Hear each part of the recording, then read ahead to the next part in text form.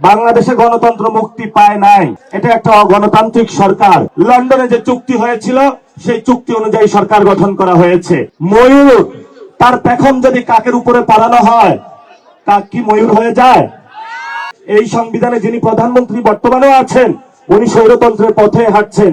আরেক স্বৈরতান্ত্রিক রাজত্বের দিকে আমরা যাচ্ছি।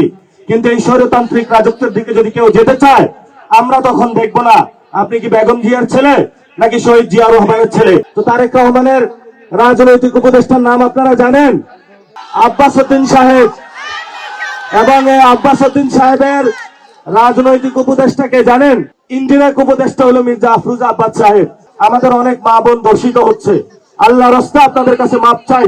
যেই মায়েদের থেকে আমাদের জন্ম, এই যে স্বরাষ্ট্রমন্ত্রী আছেন অটোরিকশা নিয়ে ব্যস্ত আছেন, এই যে বিভিন্ন কাজে ব্যস্ত আছেন, এগুলো বাদ দিয়ে আগে দর্শনটা থামান। আমি স্পেসিফিক আকারে বলতে চাই, বাংলাদেশে গণতন্ত্র মুক্তি পায় নাই। যেই সরকারটা হয়েছে এটা একটা অগণতান্ত্রিক সরকার। কারণ আপনি যদি গণতান্ত্রিক সরকার গঠন করতে হয়, তার পূর্ব শর্ত হলো একটি ফেয়ার এন্ড ক্রেডিবল ইলেকশন প্রয়োজন। কিন্তু এই ইলেকশনে দেখেছি আমরা ইঞ্জিনিয়ারিং হয়েছে, এই ইলেকশনে দেখেছি ভোট ডাকাতি হয়েছে, কেন্দ্র দখল হয়েছে এবং সিস্টেমেটিক একটা অপারেশনের মধ্য দিয়ে বাংলাদেশি জনগণের যে রায়, সে রায়কে দিল্লিতে এবং লন্ডনে যে চুক্তি হয়েছিল সেই চুক্তি অনুযায়ী সরকার গঠন করা হয়েছে। এজন্য আমরা বলবো, ময়ূর তার পেখম যদি কাকের উপরে পড়ানো হয়, কাক কি ময়ূর হয়ে যায়? এই জন্য বলবো যে স্বৈরতান্ত্রিক যে ব্যবস্থা আমাদের সংবিধান রয়েছে, এই সংবিধানে যিনি প্রধানমন্ত্রী বর্তমানেও আছেন, উনি স্বৈরতন্ত্রের পথে হাঁটছেন। এই জন্য আমরা ওনাকে বলবো, বাংলাদেশের মানুষকে ঐক্যবদ্ধভাবে আমাদেরকে সংবিধান সংস্কার সভা যেটা আছে এটা বাস্তবায়ন করতে হবে। যদি বাস্তবায়ন আমরা না করতে পারি, তাহলে আপনারা এরকম দেখতে পারবেন শেখ হাসিনার মতনই যেইভাবে রাজত্ব চালিয়েছিল, আরেক স্বৈরতান্ত্রিক রাজত্বের দিকে আমরা যাচ্ছি। কিন্তু এই স্বৈরতান্ত্রিক রাজত্বের দিকে যদি কেউ যেতে চায়, আমরা তখন দেখবো না আপনি কি বেগম জিয়ার ছেলে নাকি শহীদ জিয়া রহমানের ছেলে।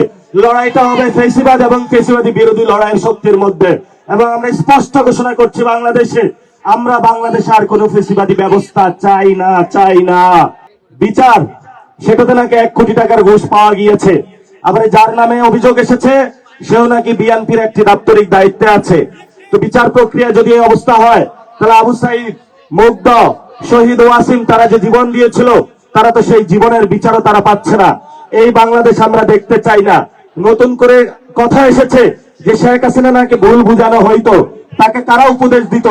একটু আগে একজন বক্তা বলেছিলেন যে তারেক রহমানকে কে ভুল বুঝায়। তো তারেক রহমানের রাজনৈতিক উপদেষ্টার নাম আপনারা জানেন, রাজনৈতিক উপদেষ্টার নাম হলো তারেক রহমানের রাজনৈতিক উপদেষ্টার নাম হলো আব্বাস উদ্দিন সাহেব। এবং এই আব্বাস উদ্দিন সাহেবের রাজনৈতিক উপদেষ্টাকে জানেন, আফরোজা আব্বাস সাহেব, যিনি সুন্দরবনে কেন্দ্র দখল করেছিলেন, ভোট ডাকাতি করেছিলেন। তো আমরা ধরে নিতে পারি তারেক রহমানের ইন্ডিয়াক উপদেষ্টা হলো মির্জা আফরোজা আব্বাস সাহেব। তো দেশটা কোন দিকে যাবে সেটা তো আমরা বুঝতেই পারি। তারপরে নারীর এম্পাওয়ারমেন্ট হয়েছে, তো সেই জায়গা থেকে তাদেরকে আবেদন জানাবো, আমাদের অনেক মা বোন দর্শিত হচ্ছে, আল্লাহ রাস্তা আপনাদের কাছে মাপ চাই।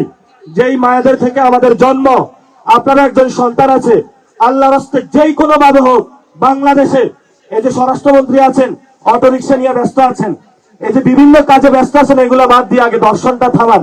আমরা বাংলাদেশে দর্শন চলতে দিতে চাই না। যদি আপনারা এটা না করতে পারেন, আমরা আমাদের নিরাপত্তার দায়িত্ব আমাদের হাতে তুলে দেবো ইনশাআল্লাহ।